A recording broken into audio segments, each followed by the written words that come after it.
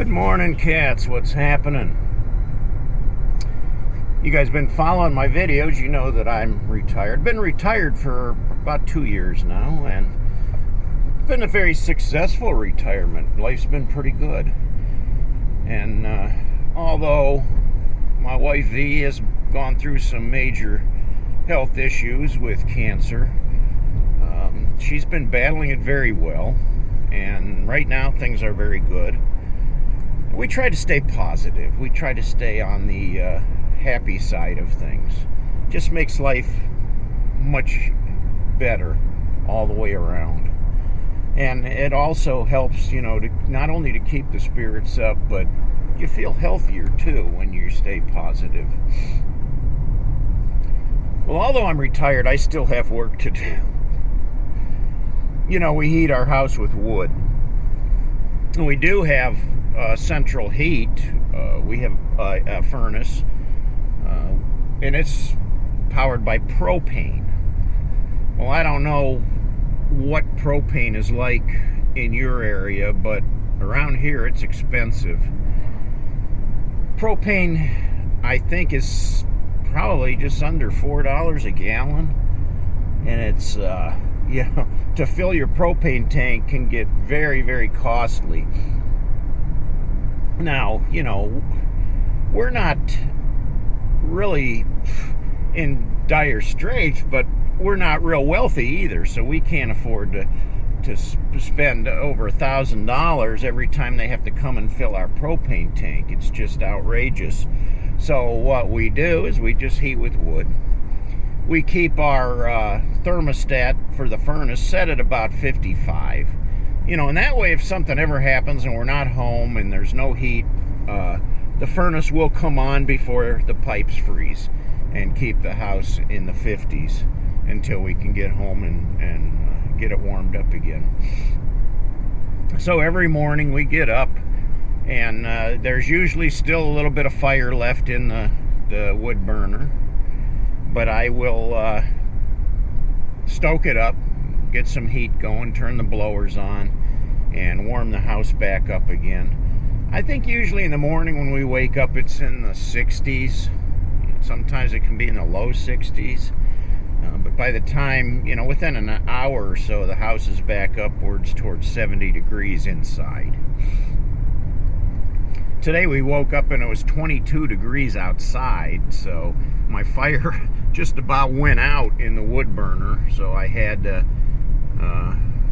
you know, poke around there to get it going, add some kindling to it, and throw some other logs in there to get it going. But it's nice and warm in the house now. But anyway, I'm on a mission this morning to get some wood. We're running low on our supply that we have stacked on the front porch. And I mean, we're not in any loss for firewood around our property. There's plenty of dead ash trees to cut, and that burns very well in the wood burner. But it's all work just to cut down the tree, to saw it, to split it, and to get it from wherever the tree is onto my truck where I can haul it up to the house. So I'm heading off to the Amish mill, and they already have the wood cut, the slab wood, and they usually have some pretty good chunks. Problem is, last time I went, they had no wood. Now, I don't know what happened. I used to be able to go there and they had a mountain of wood available. And it was easy picking. You just sit there until your truck's loaded, hand the guy cash, and drive away. And you can't get wood any cheaper or easier. And it's all mostly good hardwood oak, so it burns pretty good in the stove too.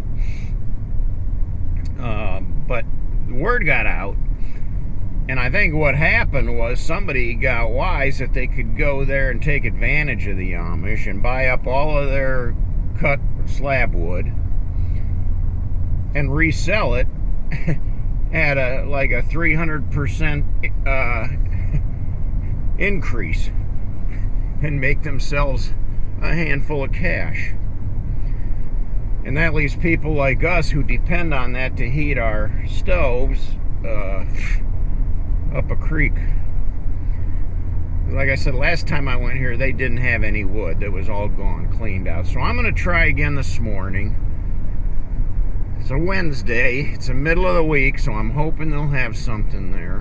And if not, got to turn around, head back home, get the chainsaw fired up, and start cutting some wood. So we'll see where this goes.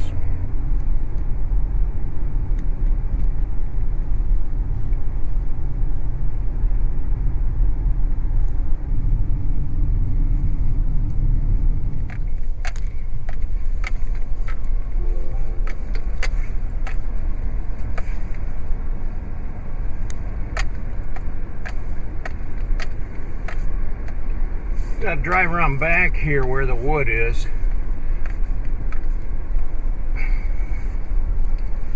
And yep, they got some bins of wood here for me. I got lucky today. There's already somebody here loading, so I'm going to have to wait for him to get out of the way. So here's the deal.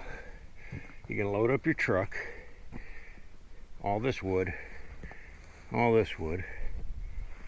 and that bin over there.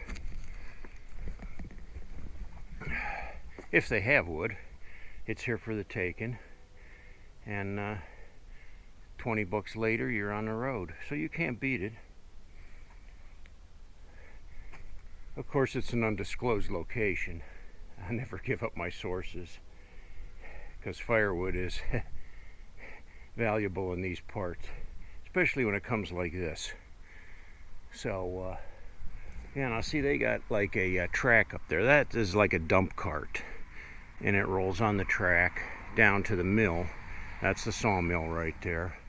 And when they load up the cart, they'll bring it up and just tip it and dump it down into this pile. Last time I was here, though, there was no wood. No wood. This time it looks pretty good picking. I mean, there's some oak in here, some beech, some maple, good hardwood. So I'm going to get back busy here and finish loading up until I get it all heaped up good and high. And by then, I have a nice break for the ride home, and then the work comes stacking it all on the front porch. Well, guys, as you can see, I got a pretty good load of wood on here. I think it'll all stay until I get home.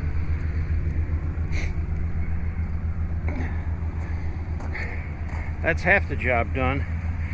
Now to get this buggy back home and get all this wood unloaded. That's where the real job comes in.